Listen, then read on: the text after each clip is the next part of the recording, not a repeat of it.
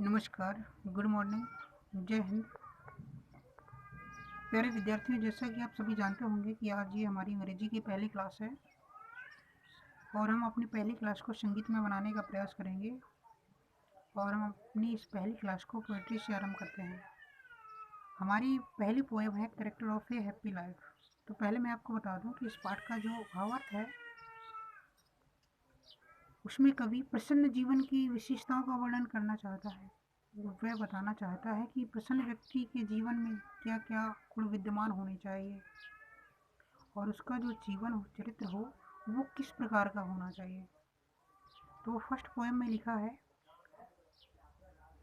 How happy is he world not aught that serveth not another's will whose armor is his honest thought and simple truth his utmost skill। तो पहली line में लिखा है, how happy is he world not ought. इसका अर्थ होता है, कवि कहता है कि जब प्रसन्न व्यक्ति जन्म लेता है अथवा कुछ सीखता या सिखाता है तो वह कितना प्रसन्न होता है। वैसे हमें भी जब कुछ नई चीज़ सिखाई जाती है तो हम भी प्रसन्न होते हैं, और जो चीज़ नई हमारे जीवन में आती है तो हम उसके प्रति उत्सुक भी होते हैं। तो वैसा ही इसमें लिखा है कि जब एक व्यक्ति जन्म लेता है या कुछ सीखता या सिखाया जाता है तो वह बहुत प्रसन्न होता है। That serveth not another will, अर्थात जो एक प्रसन्न व्यक्ति होता है तो वह हमेशा अपनी इच्छा के अनुसार ही कार्य करता है।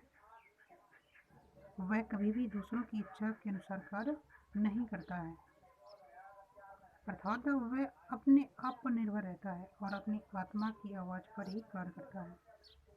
Whose armour is his honest thought, जिसका सुरक्षा कवच उसके ईमानदार विचार होते हैं। उसे अपनी सुरक्षा करने के लिए किसी भी अस्त्र शस्त्र या औजार की आवश्यकता नहीं होती है। And simple truth his utmost skill, और उसकी साधारण सच्चाई उसकी सर्वोत्तम योग्यता होती है। उसे अपनी योग्यता सिद्ध करने के लिए किसी अन्य झूठ या अफवाह की आवश्यकता नहीं होती है।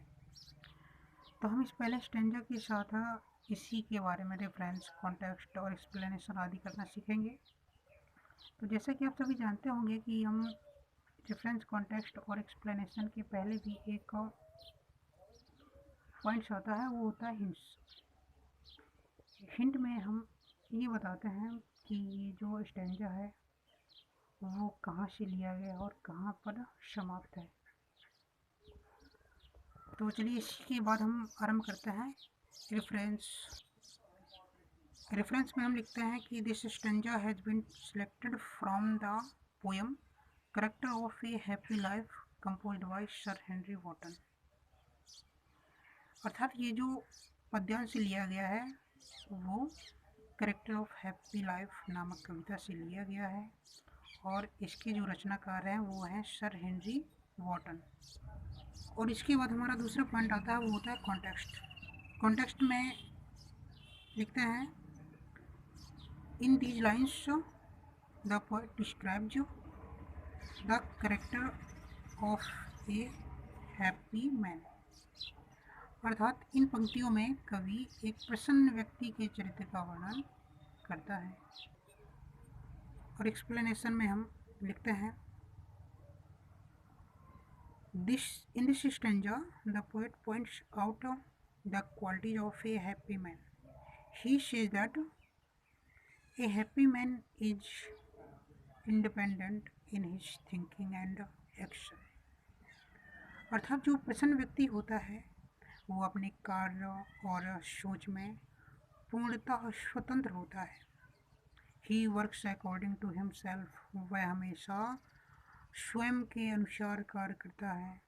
He does not work according to another's will, वह दूसरों की इच्छा के अनुसार कार्य नहीं करता है। His armour is his honest thought, उसका जो सुरक्षा कवच होता है वो उसके ईमानदार विचार होते हैं। And simple truth his best ability, और उसकी साधना सच्चाई उसकी सर्वोत्तम योग्यता होती है। इसी के साथ हमारा पहला स्टेंजा समाप्त होता है।